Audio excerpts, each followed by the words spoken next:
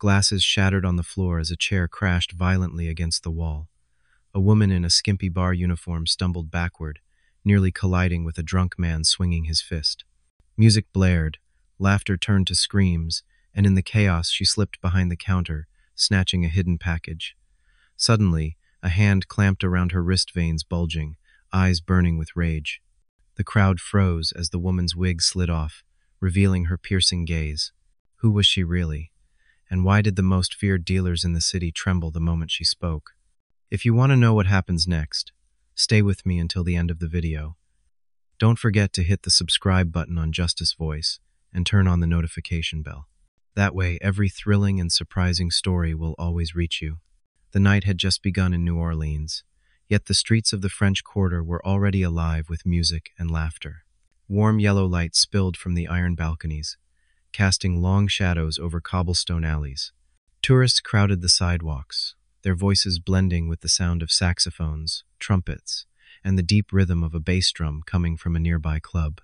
The French Quarter carried with it a timeless charm, the kind that made strangers feel like they were part of an endless festival.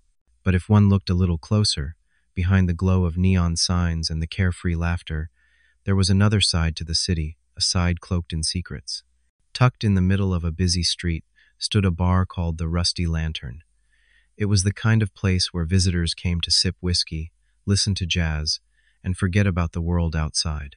To most, it seemed like just another piece of New Orleans nightlife, a little rough around the edges but full of soul. Yet, inside its dim corners, things happened that the average tourist would never notice. Deals were made in whispers, envelopes changed hands, and shadows moved as though they had a life of their own. Caroline Harris stepped through the back door of the bar that evening, just as she had for the past 2 weeks. To anyone watching, she looked like a new waitress trying to make a living. She wore a simple white shirt, her hair pulled back neatly, her smile polite but faint. Nothing about her suggested danger, but beneath the thin fabric of her blouse, stitched into the lining of one button, was a tiny camera.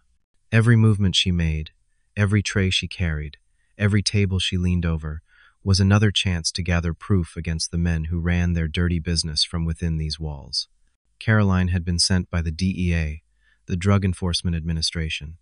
It was not her first undercover assignment, but it was certainly the most dangerous. The Rusty Lantern was suspected to be more than just a bar. According to months of surveillance and informants' whispers, it was a hub, a gathering place for a well-connected drug ring. And the man at the center of it all was Raymond Collins, the charming, silver-haired owner who always greeted his guests with a hearty laugh and a pat on the back.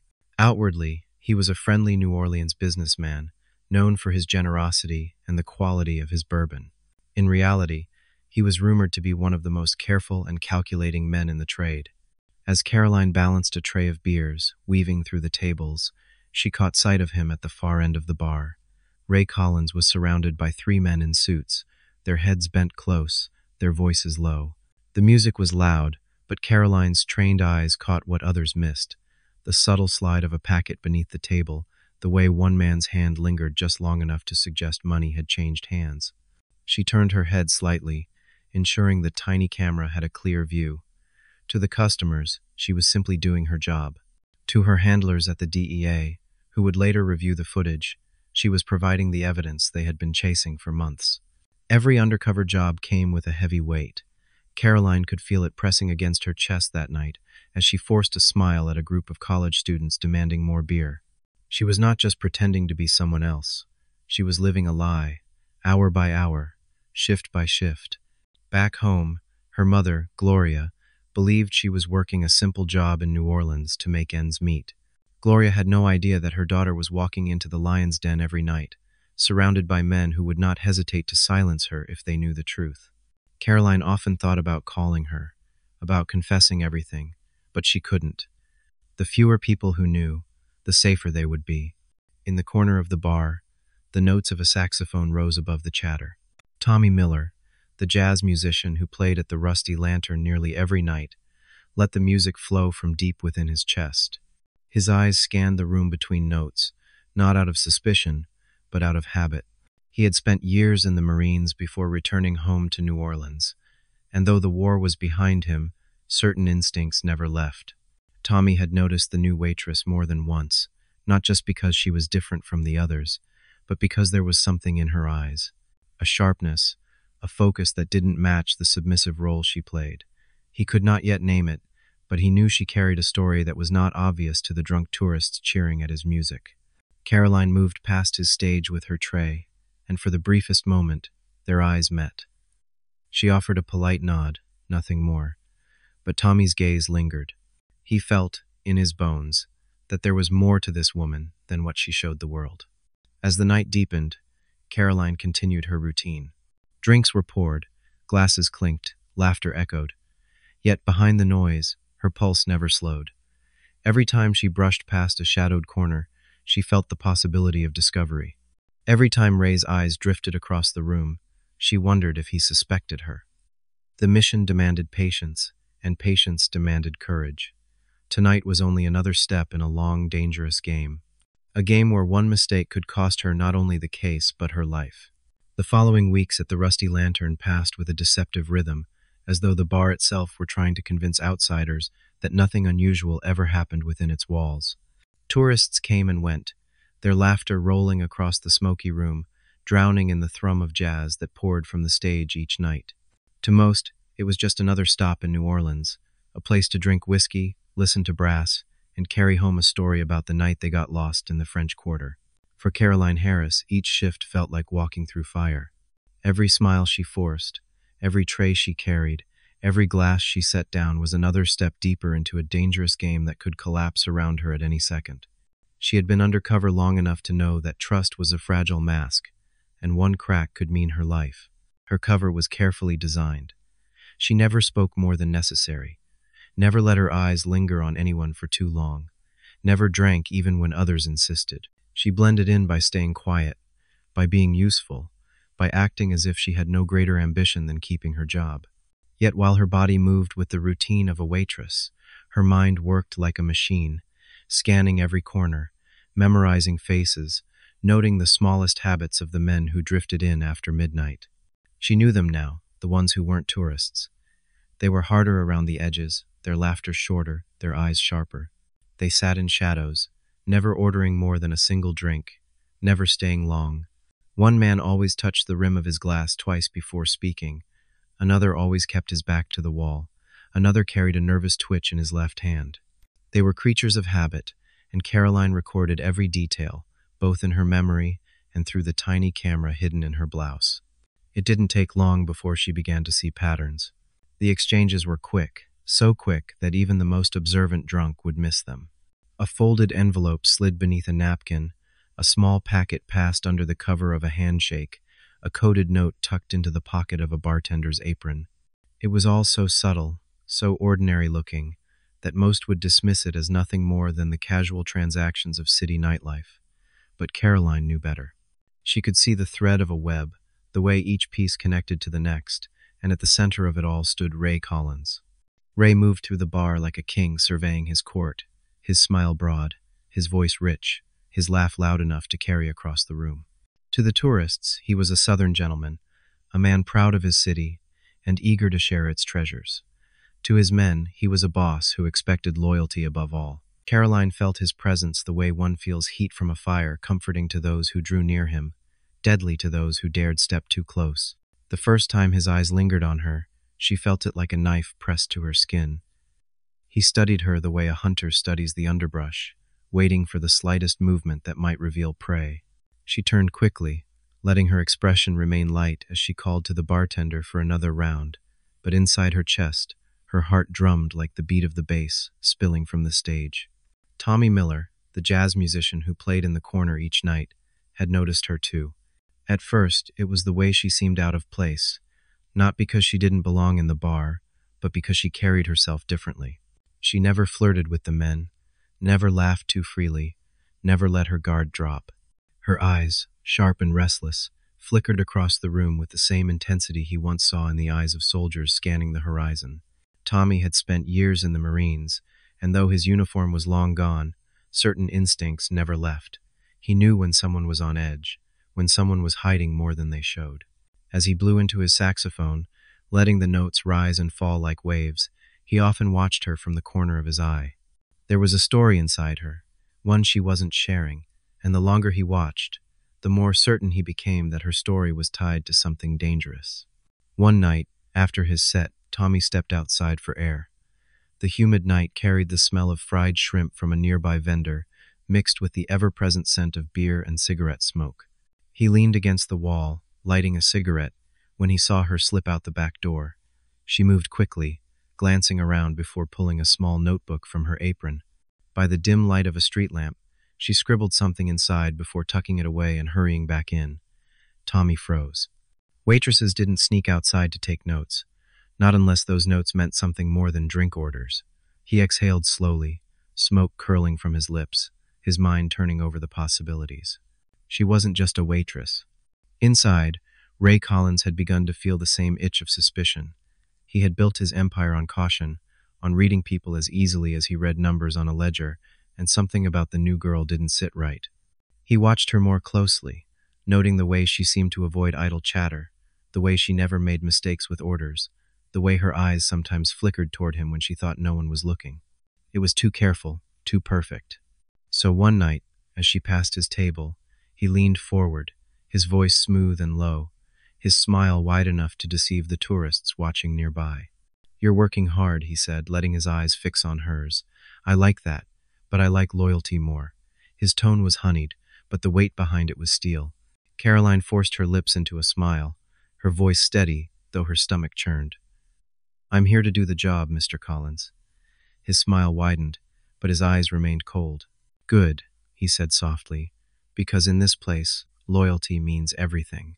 She walked away, heart pounding, knowing the words had been a warning. The danger only grew thicker from then on. One of Ray's men began shadowing her, watching her movements too closely. A bartender who once joked easily with her now seemed to weigh every word she said. Caroline felt the noose tightening. She could not afford a single mistake. But undercover work always demanded risks, and one night she nearly slipped. A drunken tourist, emboldened by too much whiskey, grabbed her arm as she passed and pulled her into his lap. She laughed it off, pretending to enjoy the attention as she tried to wriggle free. But as she leaned forward, the tiny camera hidden in her blouse shifted dangerously. For a breathless moment, she feared it would be exposed. Across the room, she caught sight of one of Ray's men watching her. He narrowed his eyes, and Caroline quickly pushed herself upright, still laughing as though it were nothing but harmless fun. Yet inside, her blood ran cold. One wrong move, one wrong angle, and her mission would be finished. That night, as she walked home alone, Caroline felt the weight of the city pressing down on her. The French Quarter still pulsed with music and life, but to her it felt like shadows stretching long across the pavement. She thought of her mother, Gloria, who believed her daughter was working a simple job, and a pang of guilt stabbed through her chest. If her mother ever learned the truth that Caroline spent her nights surrounded by criminals who would kill her without hesitation, what would it do to her? But there was no room for hesitation now. She had chosen this path, and she had to walk it to the end. The rusty lantern never truly slept. Even on weekdays, when the streets of the French Quarter were less crowded, the bar thrummed with life, its heartbeat a mix of clinking glasses and the soulful wail of saxophones.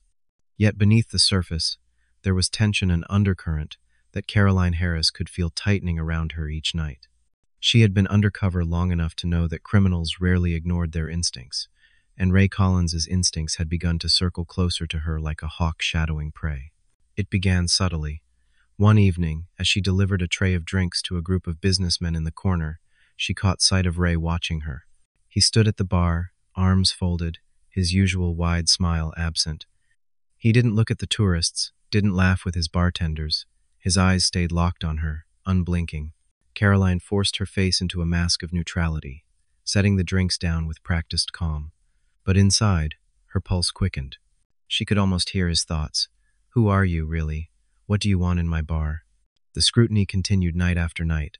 A bartender who once teased her now fell silent whenever she approached. One of Ray's men began following her movements with sharp eyes, sometimes even trailing her outside when her shift ended. Caroline played her part with flawless control, but the pressure was suffocating. She slept little, ate less, and the constant vigilance gnawed at her nerves. Then came the test. It was a Thursday night, not particularly busy. The usual mix of tourists filled the tables, swaying to Tommy Miller's trumpet that night, a temporary switch from his saxophone. Ray called Caroline over with a wave of his hand, his smile friendly, his tone casual. "Caroline," he said smoothly, "come sit for a moment. You've been working hard." She hesitated, then obeyed, lowering herself into the chair across from him. His men flanked him, their faces expressionless, their eyes sharp. Ray leaned forward, folding his hands on the table. "You've been here a while now," he said, his drawl easy, his words deliberate. "You do good work. But good work isn't enough in this place. You understand what I mean?" Caroline forced a smile, nodding. "I try my best, Mr. Collins." He chuckled, shaking his head. "It's not about trying. It's about trust. Loyalty. In this business, people who aren't loyal don't last long. So I like to test that loyalty, make sure the people around me can be counted on." At his signal, one of his men set a small package on the table. It was wrapped in brown paper, no larger than her palm. Caroline kept her expression blank, but her stomach clenched. "Take this," Ray said, sliding the package toward her. "There's a man down on Bourbon Street, goes by the name Frank. He'll be waiting near the old cigar shop. You deliver it to him. No questions, no delays. You do that, and I'll know I can trust you." The world seemed to narrow around her. She could feel every eye at the table on her, feel the weight of the package between them. She had been trained for situations like this, but training never erased the risk. If she refused, suspicion would harden into certainty. If she accepted, she would be complicit in a crime, and she had no way of knowing whether this was a real delivery or just a setup designed to expose her. Slowly, carefully, she reached out and took the package, tucking it under her tray. "Of course, Mr. Collins," she said softly. His smile widened, but his eyes remained cold. "Good girl," he murmured. Caroline walked away, her heart pounding, the package burning like fire in her hands. She slipped into the alley behind the bar, her breath shallow, her thoughts racing. She could not risk losing her cover, but neither could she allow the delivery to happen. Reaching into her apron, she pulled out her phone, an old model, disguised as nothing more than a cheap flip phone, and sent a coded message to her DEA handler. The reply came quickly. "Stall. Will intercept." Relief washed through her, but only for a moment. Because when she turned back toward the street, she realized she wasn't alone. Tommy Miller was there, leaning against the wall, cigarette glowing in the dim light. His eyes flicked to the package in her hands, then back to her face. He didn't speak at first, just studied her with that quiet, knowing gaze he carried. Finally, he exhaled smoke and said, "That doesn't look like drink orders to me." Caroline froze. For a moment, she considered lying, brushing it off as nothing. But Tommy's eyes told her it would be useless. He had seen enough, guessed enough. "You don't know what you saw," she said firmly, tucking the package closer to her chest. But her voice lacked conviction, and Tommy caught it. He stepped closer, lowering his voice. "Look, I don't know who you are or what you're doing here, but I know this Ray Collins is a dangerous man. If you're tangled up in his business, you'd better have a damn good reason." Caroline's heart hammered. She couldn't reveal everything, not yet. But she also couldn't afford to have Tommy interfering, or worse, exposing her. "You need to forget what you saw," she whispered, her tone sharper than she intended. "For your own safety." Tommy studied her a moment longer, then nodded slowly. "All right, but just know this, if you're in over your head, you're not alone." With that, he flicked his cigarette into the gutter and walked back toward the front entrance, leaving Caroline shaken. The delivery that night went as planned, or rather, as the DEA planned it. Before Caroline reached the cigar shop, two plainclothes agents intercepted her in the shadows, taking the package and assuring her they would handle it. She returned to the bar empty-handed, her excuse ready. The man wasn't there, the deal couldn't be made. Ray listened, his expression unreadable, then nodded. "That happens sometimes," he said lightly, but Caroline saw the flicker of doubt in his eyes. He wasn't convinced, not entirely. The noose tightened further. Each night, Ray's men watched her more closely. Each interaction felt like a test. Each word weighed like evidence. Caroline carried on, her performance flawless, but inside she felt the walls closing in. She thought often of Tommy, of the look in his eyes when he spoke to her in the alley. He was suspicious, yes, but there had also been concern in his voice, a kind of protective instinct he probably didn't even understand. She wondered if he would become an ally or a liability she couldn't afford. By the end of the week, the French Quarter was alive with weekend crowds, the streets overflowing with tourists and music. Inside the rusty lantern, the noise was deafening, the air thick with smoke and sweat. Caroline moved through the chaos, tray balanced on her hand, smile fixed in place. But her mind was elsewhere, calculating, preparing. She knew the mission was reaching a breaking point. She had gathered evidence, documented transactions, built the case. But the longer she stayed, the greater the risk. Ray Collins was circling closer, suspicion sharpening with every glance. And she could feel it, the moment of truth was coming, a moment that would demand not just courage, but something deeper. Saturday nights in the French Quarter had their own kind of madness. The streets swelled with tourists spilling out of bars, beads and trinkets clattering against pavement, music pouring from every open door. The rusty lantern thrived in that chaos. Its tables were packed shoulder to shoulder, the air heavy with bourbon, fried food, and the damp scent of summer rain. For most, it was a place of escape. For Caroline Harris, it was a trap tightening around her ribs. She had survived Ray Collins' test, but the reprieve had been short-lived. His suspicion lingered, shadowing her with every glance. He was a man who trusted his instincts above all, and his instincts told him Caroline was hiding something. Each night since the delivery, he watched her more closely, dropping remarks disguised as compliments but carrying the weight of interrogation. "Sharp girl," he'd say with a smile that didn't reach his eyes. "Always knows what to do." Caroline kept her head down, her answers simple, her smile steady, but she could feel the ground shifting beneath her. That night, the pressure boiled over. It began when one of Ray's lieutenants, a burly man with tattoos curling up his neck, spilled a drink accidentally across a table. He barked at Caroline to clean it, his eyes sharp as she bent to wipe the mess. She knew what he was doing, testing her, searching for any sign of the nerves they suspected.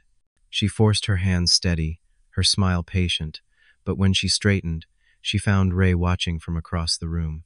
He gestured for her to come. The noise of the bar faded as she crossed the floor. Ray sat at a corner booth, 3 of his men around him. A deck of cards lay scattered across the table, though none of them were playing. When she arrived, he motioned for her to sit. "Caroline," he said warmly, pouring a glass of bourbon and sliding it across to her. "You've been working here long enough to be part of the family. And family, well, we don't keep secrets from each other." His eyes glittered in the dim light, and Caroline's stomach twisted. "I don't have secrets, Mr. Collins," she replied, lifting the glass but not drinking. Ray leaned back, chuckling. "Everyone has secrets. The question is whether yours are harmless or dangerous." His men laughed softly, the sound like wolves circling a deer. Ray tapped the table. "I think it's time you proved yourself." He snapped his fingers, and one of his men produced a small bag of powder, setting it down between them. "Take this to the man by the door. He'll be waiting. Simple enough." Caroline's blood ran cold. This wasn't just a test. This was a trap. If she refused, she was done. If she accepted, she risked exposure the moment the DEA intercepted it. She reached for the bag, her hand steady though her pulse thundered. Just then, a commotion erupted near the stage. Tommy Miller had stepped down mid-song, his trumpet still in hand. "Hey!" he barked, pointing toward a group of drunken tourists shoving each other near the bar. "Knock it off before you break something." His voice carried through the room, sharp and commanding, cutting through the laughter and noise. The fight stilled, the tourists stumbling back with muttered apologies. All eyes shifted toward Tommy and away from Caroline. It was only a moment, but it was enough. She slipped the bag into her apron, rising quickly. "I'll take care of it," she said to Ray, her tone calm. He nodded slowly, though his gaze lingered as if he knew something had just slipped past him. Caroline hurried toward the door, her heart hammering. As she passed Tommy, their eyes met. He gave the faintest nod, a silent acknowledgement that he knew what he had just done. Outside, the humid night pressed against her skin. She ducked into the alley, her fingers trembling as she pulled the small device from her pocket and tapped out the emergency code.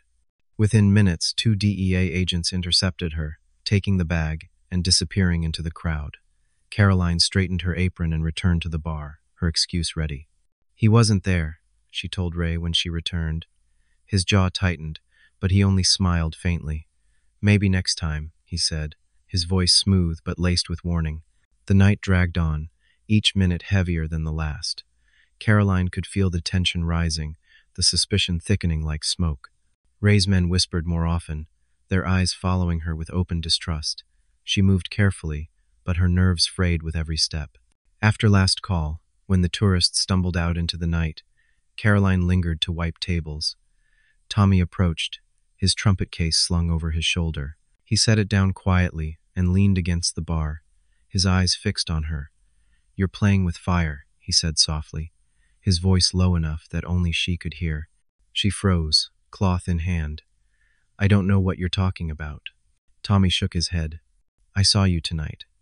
I saw the way they were circling you, and I know enough about men like Ray Collins to know they don't hand out trust without a price. You're not just a waitress, Caroline. So tell me, what are you really doing here?" Her breath caught. No one had spoken her truth aloud before, not like this. She considered lying, but the look in his eyes stopped her. He wasn't threatening. He wasn't prying. He was concerned. "You need to stay out of it," she whispered, her voice firm but trembling. "If you care about your safety, don't ask questions you don't want the answers to." Tommy studied her for a long moment, then nodded slowly. "All right," he said, lifting his case. "But if the day comes when you need help, don't forget I offered." He walked away, his footsteps echoing in the empty bar, leaving Caroline standing alone in the silence. Her hands shook as she gripped the rag tighter, the weight of the night pressing down on her chest. She had come dangerously close to being exposed, and the only reason she hadn't was because Tommy Miller had stepped in. But how long could she rely on chance? How many more nights before Ray Collins's suspicion turned into certainty? She glanced toward the corner booth where Ray had sat earlier, his glass of bourbon still half full. The scent of it lingered in the air, heavy and sharp. She knew, without doubt, that the walls were closing in, and sooner or later there would be no distractions, no reprieves, no saving nods from a jazz musician. Sooner or later, it would be her against Ray, and only one of them would walk away. The rusty lantern glowed with its usual mix of smoke, brass, and bourbon, but to Caroline Harris the walls felt tighter every night. Ray Collins's suspicion no longer hid behind charm. She saw it in the way the bartenders cut their laughter when she walked past, in the way his men whispered and followed her with their eyes, in the way Ray himself studied her like a chess player contemplating his next move. The package delivery test had ended without disaster, but she knew Ray didn't believe her excuse fully. He smiled, yes, but his eyes had turned colder, sharper. Each shift felt like standing on the edge of a blade. She moved through the crowd with flawless precision, carrying trays, pouring drinks, smiling when she had to, but inside she was a storm of tension. She barely slept, and even when she did, her dreams were filled with Ray's gaze cutting through her disguise. Tommy Miller noticed the change. He had always been a man who read people, whether on a battlefield or on a stage, and Caroline's mask was slipping in tiny ways. Her smile was thinner, her eyes darted more often, and her hands sometimes lingered on a tray longer than they should, as if she needed to remind herself to keep them steady. One night after his set, he found her alone in the back, her hands braced against the counter, shoulders trembling just enough to betray her. He didn't ask questions. Instead, he spoke gently. "You're not fine." She tried to deny it, but her voice faltered, and Tommy didn't press. "Then don't say anything," he told her softly. "Just remember, whatever you're carrying, you don't have to carry it alone." For a moment she met his eyes, and something in her chest loosened, a fragile thread of trust she hadn't allowed herself to feel since the mission began. Ray, meanwhile, pushed harder. He summoned her to his office one night, a room that smelled of bourbon and cigar smoke, where liquor bottles lined the walls, and his heavy desk sat like a throne.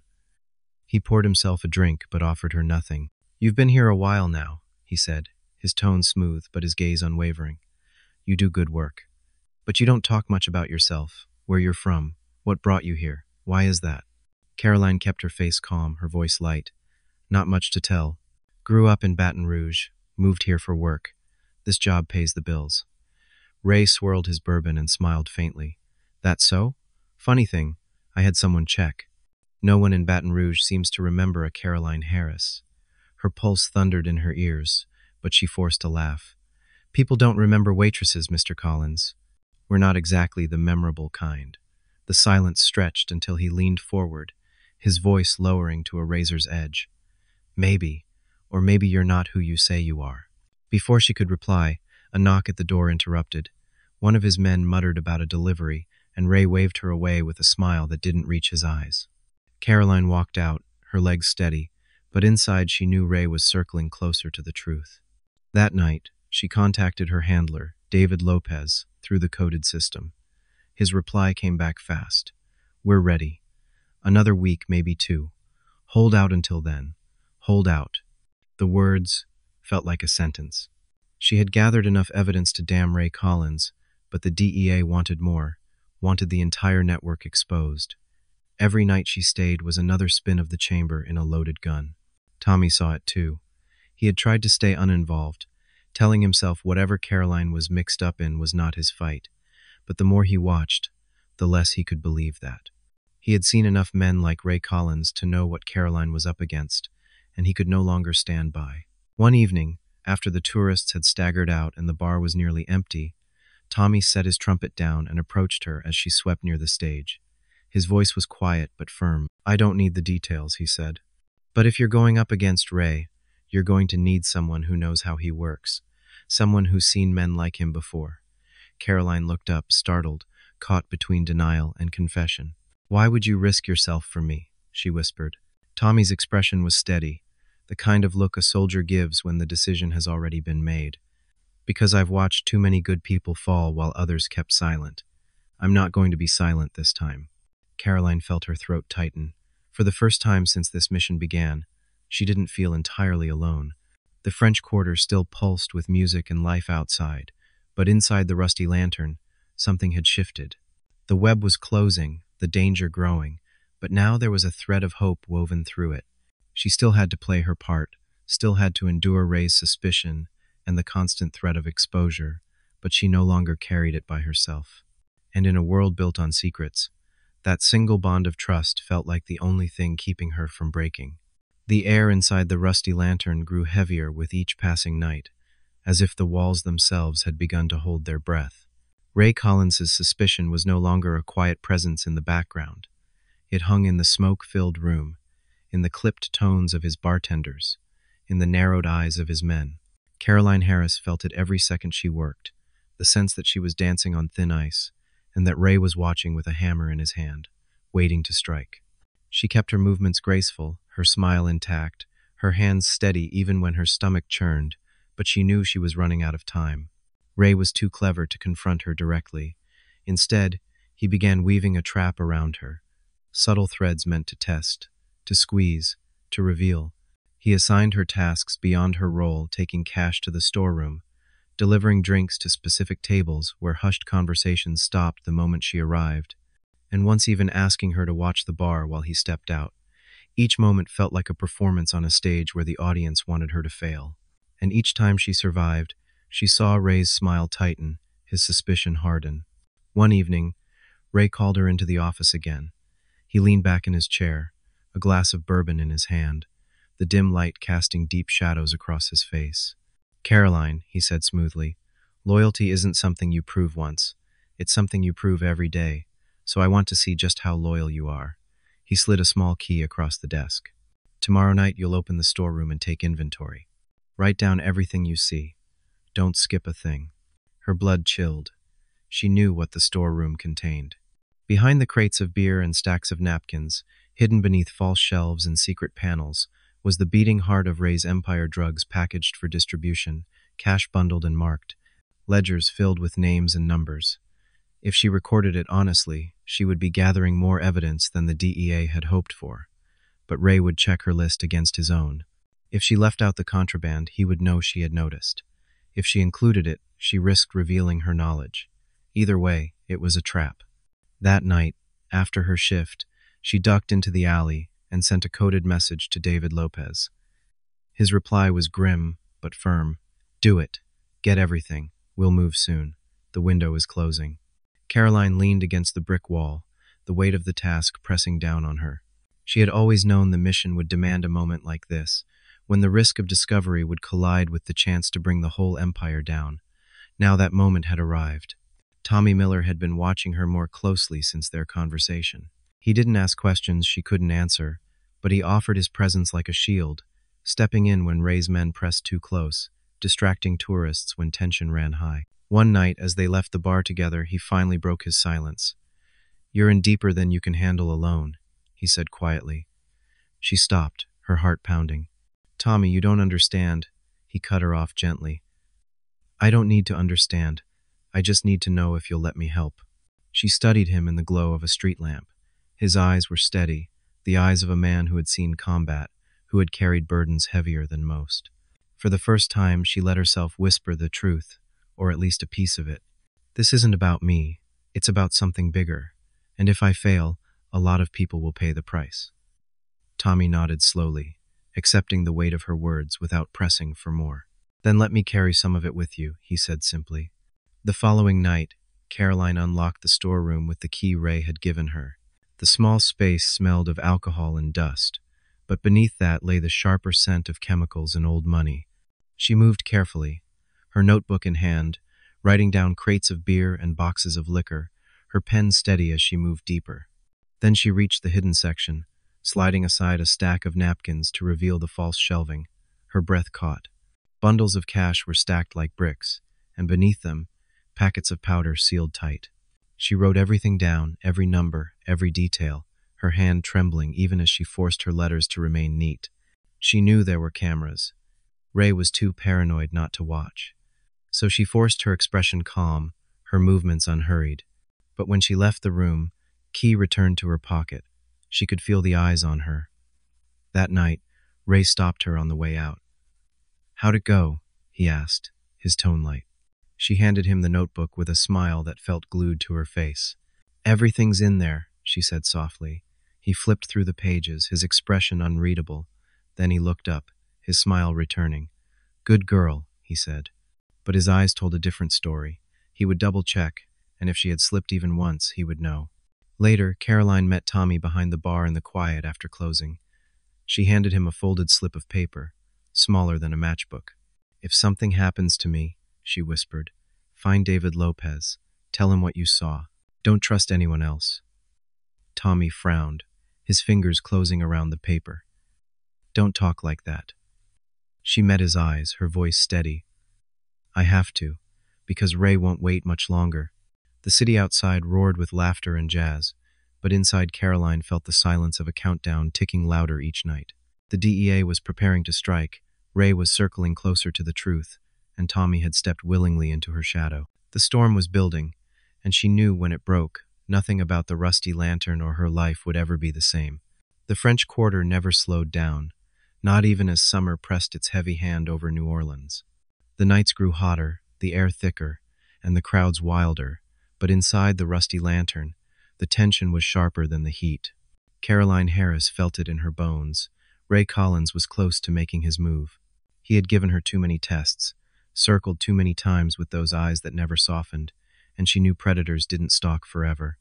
At some point, they lunged. That night began like any other, with tourists flooding the bar, laughter spilling out into the street, and Tommy Miller's music weaving through the chaos. Caroline worked her usual routine, smiling, carrying drinks, slipping glances at the corners where Ray's men sat like statues. But halfway through her shift, Ray summoned her with a flick of his fingers. She approached carefully, tray in hand, and he gestured toward the back.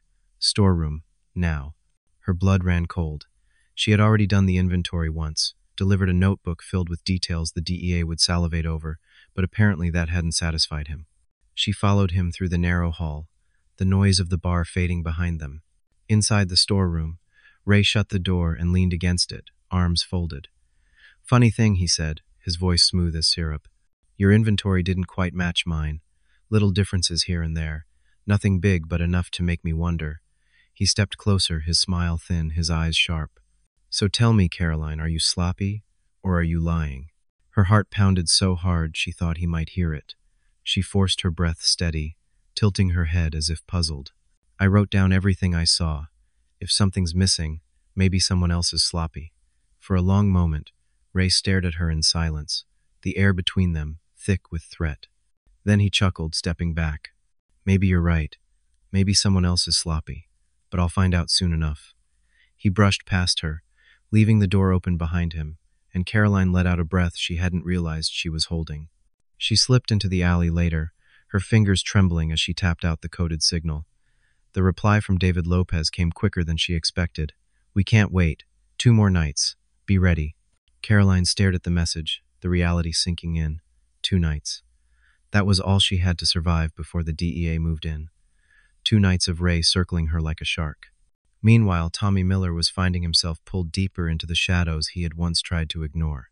He hadn't asked Caroline for answers again, but he watched more closely now, his instincts sharper than ever. And that night, for the first time, he saw it with his own eyes. The bar was crowded, the music loud, but Tommy noticed when one of Ray's men slipped toward the back, a heavy duffel bag slung over his shoulder. Another man followed, glancing around as though daring anyone to notice. Tommy adjusted his trumpet on the stand, letting the music continue without him for a moment, and stepped off the stage. He moved quietly, blending into the crowd, and slipped through the back door into the humid night. In the alley, half hidden by shadows, he saw them. The 2 men met with another figure who waited by a black car, the trunk already open. The duffel was tossed inside, followed by another bag pulled from beneath the false panel of a trash bin. Tommy's stomach tightened. He knew that look, that posture, the way men moved when something illegal passed between them. Drugs, money, it didn't matter which. It was the kind of exchange that could destroy lives. Before he could stop himself, he stepped forward. "Hey!" he barked, his voice sharp. The men froze, their heads snapping toward him. For a heartbeat, the alley was silent except for the hum of neon from the bar's sign. Then one of the men cursed and reached under his jacket. Tommy's instincts, honed in years of combat, took over. He ducked back, grabbing a broken bottle from the ground as a weapon. But before the situation exploded, the sound of laughter from a group of drunken tourists stumbling into the alley broke the tension. The men hesitated, cursed again, and shoved the trunk closed before climbing into the car and speeding away. Tommy stood frozen, the broken bottle still in his hand, his heart pounding. He had just seen proof of what he already suspected, that Ray Collins's bar wasn't just shady, it was the center of something much bigger, and Caroline was tangled right in the middle of it. He dropped the bottle, breathing hard, and knew then that silence was no longer an option. He couldn't sit back and let her fight this battle alone. Later, when the bar finally emptied, Tommy found her near the counter, wiping down glasses with tired hands. "I saw them," he said quietly. She looked up sharply. "Saw who?" His eyes were steady, his voice low. "Ray's men, out back, loading bags into a car.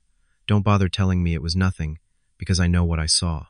Caroline's face tightened, her mask slipping for just a moment. She glanced around to make sure no one was listening, then whispered, "You shouldn't have been there." Tommy leaned closer, his voice firm. "And you shouldn't be here. But since you are, I'm not letting you stand alone in it." For a long moment, she just stared at him, torn between fear and relief. Then she whispered, 2 more nights. That's all I need. After that, it's over." Tommy nodded once without hesitation. "Then I'll be there with you." As she walked home that night, the weight on her chest felt a little lighter, though the danger had never been greater. The DEA was preparing to strike. Ray Collins was tightening his grip, and Tommy Miller had stepped fully into the storm with her. 2 nights. That was all the time left before everything came crashing down. Saturday night arrived with a weight Caroline Harris could feel in her bones. The French Quarter pulsed louder than usual, as if the city itself sensed something brewing. Crowds surged through the streets, beads flashing under the glow of neon, laughter and music colliding in a chaotic symphony. Inside the rusty lantern, the air was thicker than smoke, filled with sweat, bourbon, and a tension so sharp it could cut glass. Caroline knew this was one of the last nights before the DEA would move. But Ray Collins had his own plan, and she could see it unfolding in the way his men moved like pieces on a chessboard, watching her, circling her, waiting. She worked her shift with mechanical precision, her tray steady, her smile frozen in place. Yet inside her chest, her heart thudded like a drumline. Every step brought her closer to something inevitable. She noticed Ray watching from his booth, a glass of bourbon untouched in front of him, his silver hair catching the light. He wasn't smiling. He hadn't smiled at her in days. Tonight, he looked like a man who already knew the answer to the question he had been asking since the day she walked through his door. Who are you, really? Near midnight, he made his move. With a snap of his fingers, he summoned her to his booth. The music dimmed, Tommy's trumpet falling into a softer rhythm as the crowd swayed and shouted for more drinks. Caroline approached, her breath shallow, her tray balanced perfectly, though her hands wanted to shake. She set down a round of glasses, but Ray didn't touch them. Instead, he leaned forward, his voice smooth as velvet but hard as steel. "I've been thinking about you, Caroline," he said, his eyes glinting. "You walked in here out of nowhere, worked like you belonged, but something about you has never added up, and tonight I want to know why." The men around him shifted, their bodies tense, their eyes fixed on her. She forced her lips into a smile. "I told you before, Mr. Collins, I'm just here for the job." Ray chuckled low, shaking his head. "That's a lie, and I don't tolerate lies in my house." He snapped his fingers again, and one of his men rose, producing a small pistol from under his jacket. The sight of it sent a ripple of silence through the corner of the room, though the tourists remained oblivious, too drunk and distracted to notice the storm brewing. Caroline's breath caught, her pulse hammering. She could feel the walls closing, the trap tightening. Then, from the stage, Tommy's trumpet blared, sharp and piercing, a note so loud it cut through the noise of the bar. Heads turned instinctively toward him. In that heartbeat of distraction, Tommy lowered the trumpet and shouted across the room, his voice carrying like a drill sergeant's. "Hey, Collins, if you're going to pull a gun, at least do it out back, or are you too scared to play fair?" The crowd erupted in laughter, thinking it part of the show. Some clapped, some whistled, none realizing the deadly reality under the joke. But Ray's men turned, startled, giving Caroline the fraction of a second she needed. She stepped back, her hand brushing the edge of the tray, knocking over the glasses. Bourbon spilled across the table, ice clattering, and the moment's chaos shifted every eye in the room. Ray rose slowly, his smile returning, but it was cruel now. "Mr. Miller," he drawled, his voice carrying, "always with the music, always with the jokes. Maybe you ought to learn when to stay quiet." He gestured to his men, who began to move toward the stage. Caroline's breath caught. She knew what was happening. Ray wasn't just testing her anymore. He was pulling Tommy into the web. She couldn't let that happen. Without thinking, she stepped forward, her voice firm, steady, carrying over the noise. "Leave him out of it. He doesn't know anything." The words hung in the air, too sharp, too defensive. Ray's eyes lit with sudden clarity, as though a puzzle piece had finally clicked into place. He leaned toward her, his voice low but audible enough. "Doesn't know anything? And yet here you are, protecting him. Maybe you're not just a waitress after all." Caroline's stomach dropped. She had said too much, revealed too much. The men around Ray shifted again, their hands hovering near their weapons.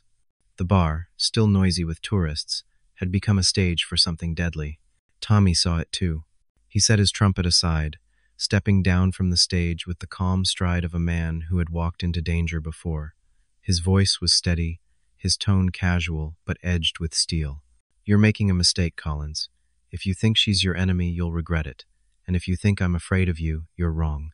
For a long, tense moment, the two men stared at each other across the room. The tourists laughed, oblivious, raising their glasses, as though the tension were part of the entertainment. But beneath that thin veil of normalcy, a war was moments from breaking loose. Caroline's mind raced. She couldn't blow her cover yet, not with the DEA only a day away from moving, but she also couldn't let Ray hurt Tommy. The decision cut through her like lightning. She would protect him, no matter the cost. Ray's smile widened, though his eyes were cold as stone. "Maybe I should end this game tonight," he murmured loud enough for her to hear. "Save myself the trouble of wondering." Caroline's fingers curled into fists, her body taut, ready. Tommy stood his ground, unflinching, his gaze locked on Ray. The music had stopped. The room still thrummed with drunken noise, but in that corner, silence pressed like a weight. And then, as if fate had chosen mercy, a group of rowdy tourists stumbled between them, sloshing beer and shouting for another song. The moment shattered. Ray's men stepped back slightly, uncertain, and Ray himself leaned down, chuckling darkly as he wiped bourbon from his hands. "Not tonight," he said finally, his voice smooth again. "But soon." He waved his hand, dismissing Caroline with a look that pierced straight through her. She backed away, her heart racing, her lungs burning for air. Tommy moved toward her, his hand brushing her arm briefly, steadying her. Neither spoke. They didn't need to. They both knew the storm had nearly broken open right there in the middle of the bar.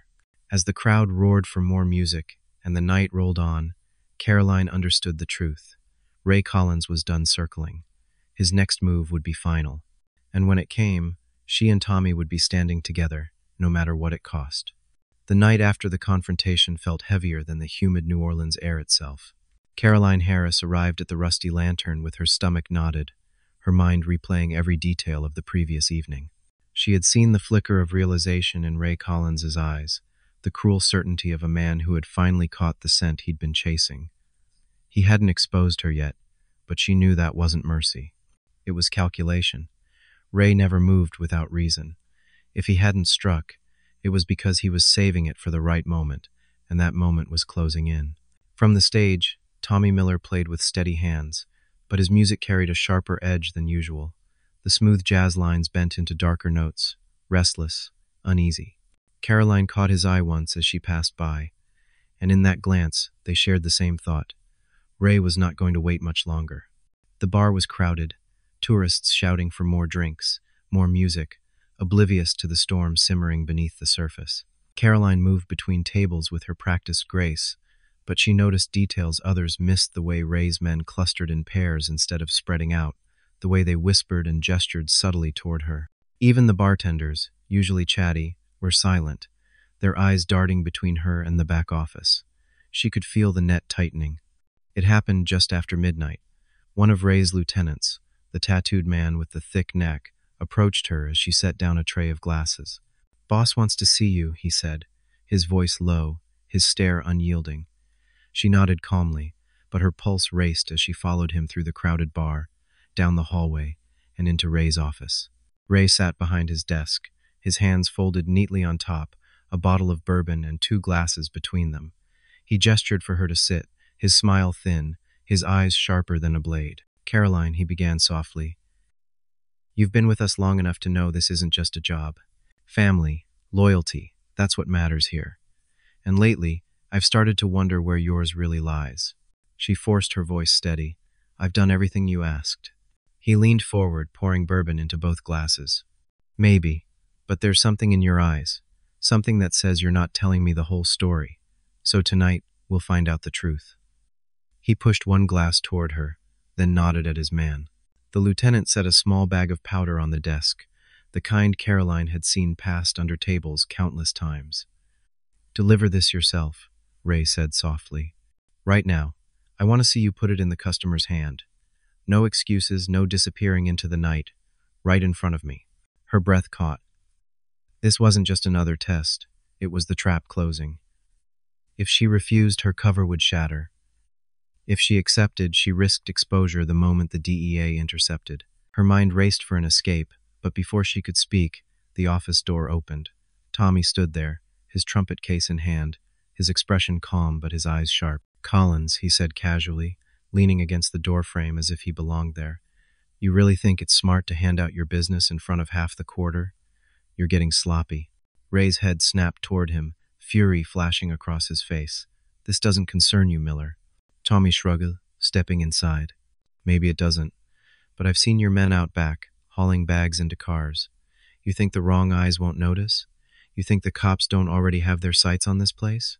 Caroline's heart lurched. Tommy had just thrown himself into the fire with her, but the distraction was enough. Ray's men turned their attention toward him, and Caroline quickly slipped the bag off the desk, tucking it into her apron, as though she had already accepted the order. She forced a calm smile. "I'll take care of it," she said, her voice steady, despite the terror boiling inside her. Ray's gaze flicked between the two of them, suspicion burning. But after a long, tense pause, he leaned back in his chair and chuckled darkly. "Fine, do it. But if either of you cross me," he let the threat hang, his smile cruel, "you won't see the morning." Caroline left the office with Tommy beside her, the bag heavy against her side. The moment they were clear of Ray's men, she hissed under her breath, "What were you thinking?" Tommy's jaw was tight. I was thinking you weren't walking out of there alive if I didn't. Now tell me the truth, Caroline. What's in that bag? She hesitated, torn between secrecy and survival. Finally, she whispered, enough evidence to bring Ray Collins down for good, but I can't let him know that yet. The DEA is moving soon. Tommy stopped, his eyes locking on hers. Then we make sure you live long enough to see it happen. That night after her shift, Caroline slipped into the alley and sent the emergency signal. The reply came almost instantly. Change of plan. Tomorrow night. Be ready. French Quarter lockdown. Her stomach dropped. Tomorrow. Everything would end tomorrow. She returned to her small apartment in silence, the weight of it pressing against her ribs. She thought of her mother, of the lies she had told to keep her safe, and wondered if she would ever get the chance to explain. She thought of Tommy, of the way he had stepped into danger without hesitation, and knew she could no longer pretend he was just an innocent bystander. The next night would decide everything. The DEA was coming, Ray Collins was ready to strike, and the fragile thread of trust between Caroline and Tommy was the only shield they had left. Sunday nights in the French Quarter usually carried a softer hum than Saturdays, the chaos of the weekend beginning to thin as tourists stumbled home and the city exhaled. But this night was different. The streets still pulsed with brass and laughter, yet underneath the music there was an edge, a sharpness in the air that Caroline Harris could feel in her skin. The DEA had sent their final message. Tonight was the night. By morning, Ray Collins's empire would either be in ruins or she would be. Inside the rusty lantern, nothing seemed different on the surface. The band played, glasses clinked, the crowd laughed and shouted for more songs. But Caroline's every step felt heavier, every movement sharpened by the knowledge that the walls were closing in. She could sense the DEA agents hidden in the night outside, waiting for her signal. She could sense Ray watching her more closely than ever, his silver hair gleaming under the lights, his smile absent. His men clustered near the exits, scanning the room with predator eyes. It was the calm before the storm. Tommy Miller played with a kind of intensity he hadn't shown before, his trumpet crying through the haze of smoke, cutting above the din of the crowd. He wasn't just playing music, he was keeping the rhythm of the room steady, distracting eyes, buying Caroline time without anyone realizing it. Yet when she caught his gaze, she saw the same awareness in him that lived in her own chest. This was the last night, and neither of them knew how it would end. The first crack came near midnight. Ray snapped his fingers and summoned Caroline to his booth. She approached with her usual calm, but inside her pulse raced. He poured himself bourbon, sliding the second glass toward her. "You've been here long enough," he said smoothly, his voice carrying the weight of finality. "And I've been watching you long enough to know you're not what you pretend to be." Her smile didn't falter. "I don't know what you mean." Ray leaned closer, his eyes narrowing. "Maybe you fooled the tourists. Maybe you even fooled some of my men. But me, I don't get fooled." He sat back, his voice dropping to a whisper that only she could hear. "The question isn't whether you're lying. It's whether you're brave enough to admit it before I make you." Caroline's breath caught, but before she could reply, Tommy's trumpet blared from the stage, sharp and playful, followed by his voice cutting through the room. "Another round for the boss's table," he shouted, grinning as if it were nothing more than a show for the tourists. The crowd laughed and cheered, clapping along, but Caroline knew what he was doing. He had bought her a few seconds, just enough to keep her mask intact. Ray's gaze slid toward the stage, his expression darkening. For the first time, Caroline saw suspicion shift not just toward her, but toward Tommy. Ray's smile returned, but it was thin and cruel. "Funny thing about musicians," he murmured. "They see more than they should. They hear things they shouldn't. Maybe our friend with the trumpet has been paying too much attention." Her stomach twisted. Ray was moving closer to the truth, and now Tommy was in the crosshairs. She forced her voice calm. "He's just a musician. He doesn't know anything." Ray chuckled, his eyes never leaving hers. "That's what you said before, and yet you keep protecting him. Makes me wonder why." He lifted his glass, sipping slowly, his gaze sharp. "Maybe I'll find out tonight." Caroline backed away, her face serene though her chest burned. She returned to the bar, her hands steady as she poured drinks, but inside she felt panic rising. Ray wasn't going to wait much longer. He was going to test her again, maybe even test Tommy, and if either of them slipped, the night would end in blood. In the quiet moment between sets, Tommy found her near the storeroom. "He's on to me, isn't he?" he asked softly. She nodded once, her voice a whisper.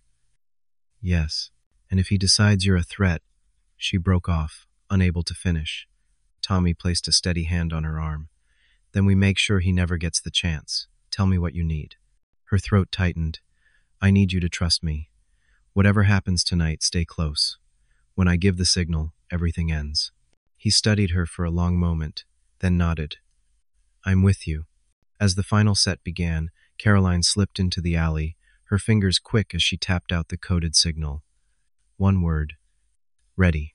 Somewhere in the darkness, beyond the French Quarter, David Lopez and the DEA waited, their men in position, engines running, radios silent. The net was about to drop. She returned to the bar, the music swelling, the crowd oblivious, and took her place among the chaos. Ray still sat at his booth, his smile cruel, his men watching every corner. Tommy's trumpet soared above the noise, defiant, strong, a sound that seemed to cut through the smoke and whisper courage into her chest. The end was coming.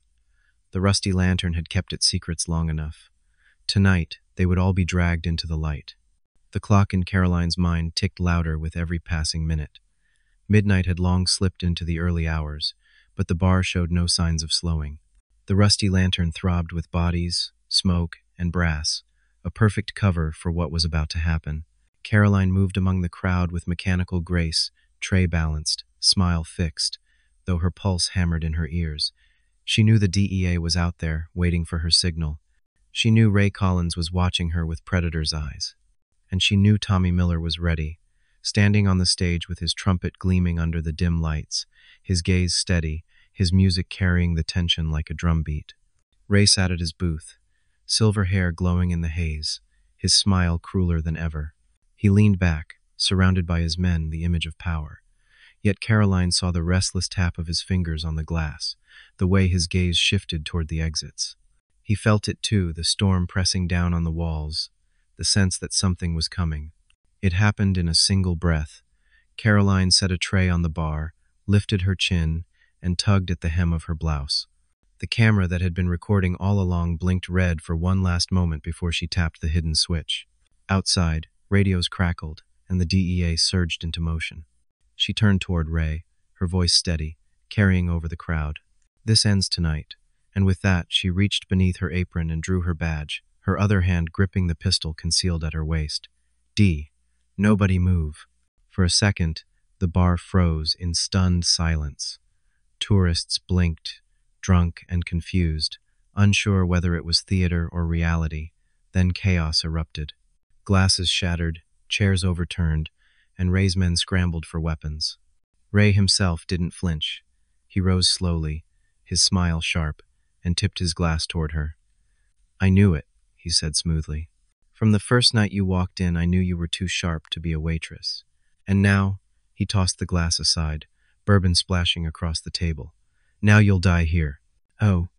Gunfire erupted as DEA agents stormed through the front and back doors, shouting commands, tackling Ray's men to the ground. The music died, the crowd screamed, and the rusty lantern became a battlefield.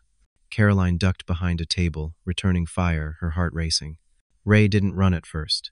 He moved through the chaos with calm precision, barking orders to his men, his silver hair flashing as he drew his pistol.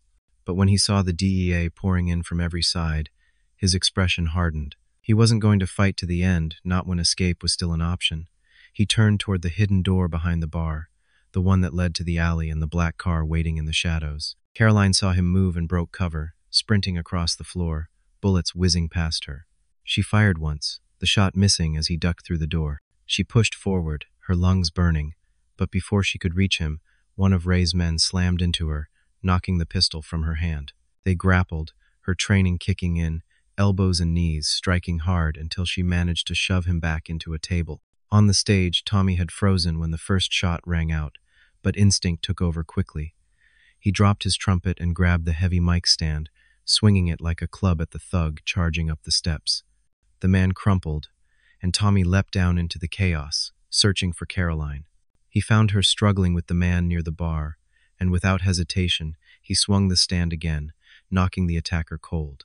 Caroline snatched up her pistol, breathless. "Collins is running," she shouted, pointing toward the back.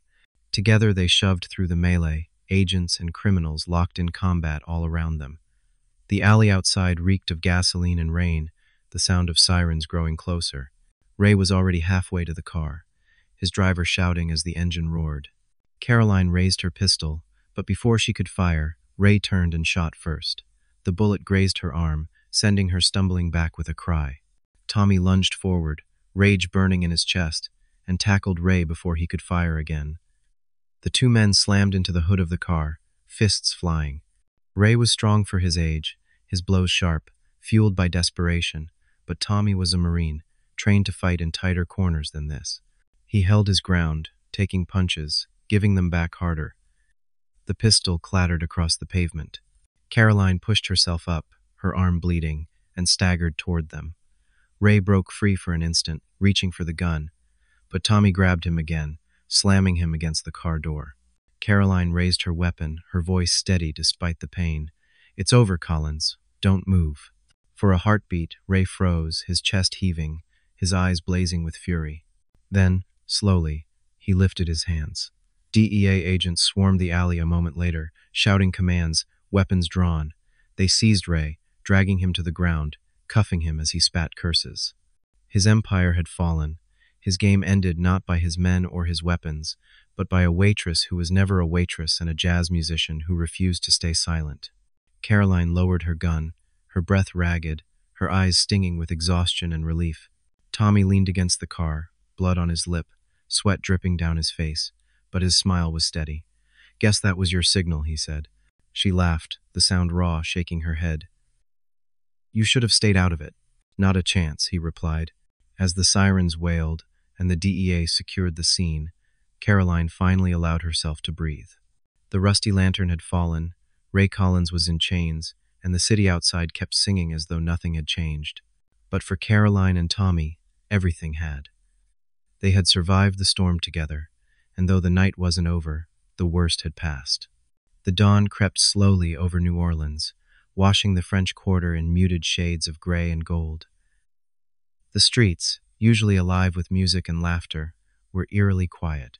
The rusty lantern stood silent now, its doors sealed, the smell of gunpowder and smoke lingering like a ghost in the humid air. Hours earlier it had been a battlefield. Now it was a crime scene, its secrets dragged into the light. Caroline Harris sat on the back of an ambulance, her arm bandaged, her face pale but composed. DEA agents moved around her in brisk efficiency, cataloging evidence, hauling out crates from the storeroom, reading names from ledgers that would topple more than just Ray Collins. The empire he had built with charm and cruelty was crumbling piece by piece, its foundation exposed. She should have felt triumph, the relief of victory, but instead there was only exhaustion, a bone-deep weariness that made her shoulders sag. Tommy Miller stood nearby, a bruised cut on his lip, his trumpet case clutched loosely in one hand. He had refused medical help, waving off the agents with a stubborn shake of his head. His eyes stayed fixed on Caroline, steady, protective. When she finally looked up and met his gaze, she saw something there that steadied her more than the bandages ever could. David Lopez approached, his expression grim but approving. "You did it," he said simply. "The evidence is overwhelming. Collins will never see daylight again." He glanced at Tommy, his brow furrowing. "And you civilians don't usually walk out of nights like this." Tommy shrugged. "Guess I wasn't much of a civilian tonight." Lopez sighed, but didn't argue. He turned back to Caroline. "You'll need to testify. This is bigger than one bar. We'll be going after every name in those books. But for now, you've earned some rest." He squeezed her shoulder lightly, then moved on, leaving her in the quiet of the morning. Caroline let out a long breath, her body trembling. The adrenaline was gone, leaving behind nothing but fatigue. She looked at Tommy. "You didn't have to do what you did." He shook his head. "Yes, I did. You'd have been dead without me, and I couldn't live with that. Besides, someone had to hit him hard enough to knock that smug smile off his face." His grin was faint but real, and for the first time in days, she allowed herself to smile back. But even as the sun rose higher, Caroline knew it wasn't over. The DEA had Ray Collins, yes, but his empire wasn't built alone. There were lieutenants who hadn't been caught, money trails that still ran deep, loyalties that would not break easily. She thought of the men who had slipped out in the chaos, the shadows that had melted into the night. The war wasn't finished. This was only the first victory. That evening, Caroline returned to her small apartment. The city outside was alive again, tourists laughing, jazz echoing through the streets, but she felt apart from it all, like someone watching life through glass.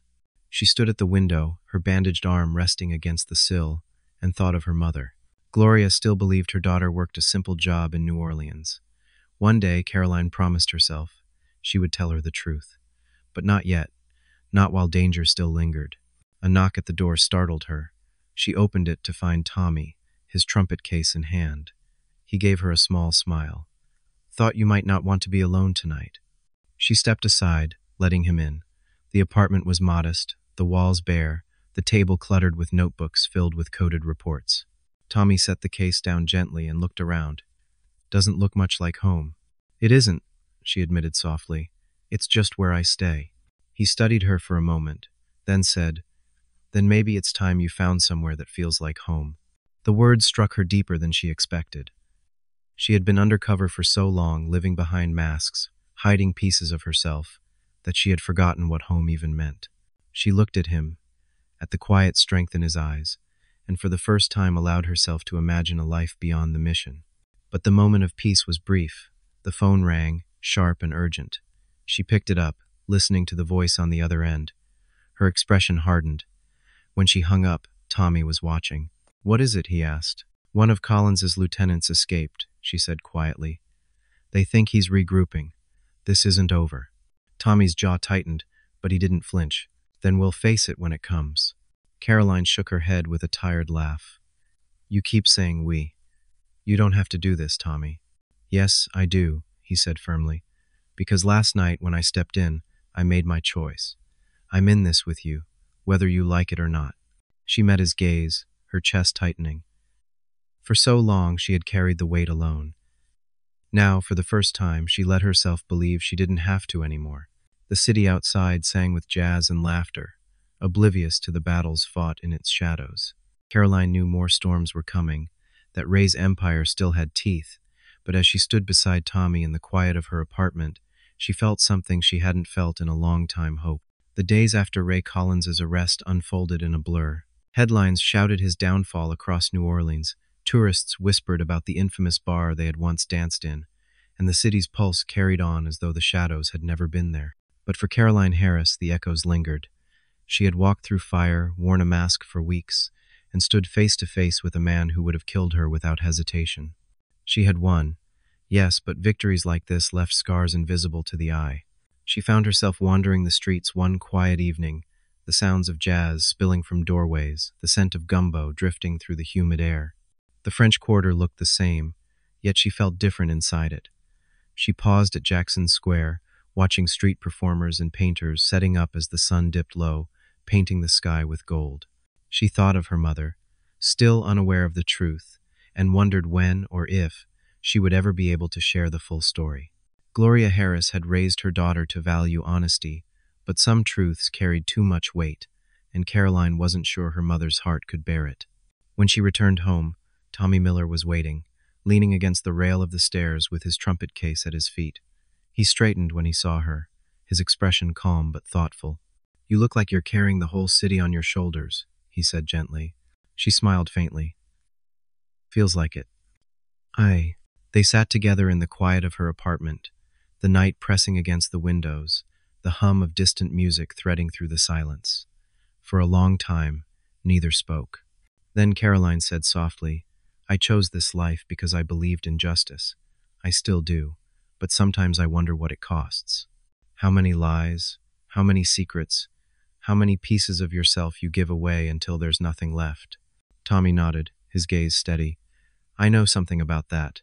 War takes pieces too. You go in thinking you'll come out whole, but you don't. You just learn to live with what's missing."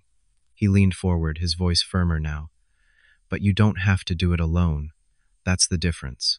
You can choose who stands beside you." Caroline met his eyes, the weight in her chest easing just a little. She thought of the nights she had fought to keep her mask intact, of the fear that had lived in her every breath. And she thought of the moment Tommy had stepped in, risking his life without hesitation. Maybe that was what hope really was, not the absence of shadows, but the presence of someone willing to stand with you in them. The phone rang again, another briefing, another mission waiting somewhere beyond the horizon. The work was never finished. But as she hung up, she looked at Tommy, and for the first time she didn't feel like she was stepping into the next battle alone. She walked to the window, gazing out at the glow of the city, the laughter rising from the streets, and thought of her mother's words from long ago: "The world will always have darkness, but don't let it take the light out of you." Caroline touched the bandage still wrapped around her arm, then closed her eyes and let the memory settle like a shield. When she turned back, Tommy was unpacking his trumpet, polishing the brass with steady hands. "Play something," she said softly. He lifted the instrument, and the first notes floated into the air low, warm, carrying both sorrow and hope. Caroline sank into the chair, closing her eyes, letting the music wrap around her. For the first time in weeks, she felt at peace. Not because the danger was gone, it never truly would be, but because she had found something worth holding on to in the midst of it. The rusty lantern had fallen, Ray Collins was behind bars, and the city of New Orleans breathed easier. But the lesson Caroline carried with her was far deeper. Justice mattered, yes, but so did the people you fought for, the bonds you built, the light you chose to protect. And as the music filled the room, she knew she had not lost herself after all. Tomorrow would bring new battles, but tonight she let herself rest. My dear friends, if you've stayed with me until the very last moments, surely your heart has gone through a whirlwind of emotions: surprise, anger, compassion, even a lump in your throat at the choice made by the black female police officer. What do you think about her action? Was it admirable courage or a risky recklessness? If you were in her place, what would you do? Leave your comment below. If you believe that justice must be protected by the truth, press 1. If you feel there are still mysteries left unsolved, press 0. Thank you for listening, and I hope that you, too, will always stand on the side of justice, even though the path to the truth is never easy.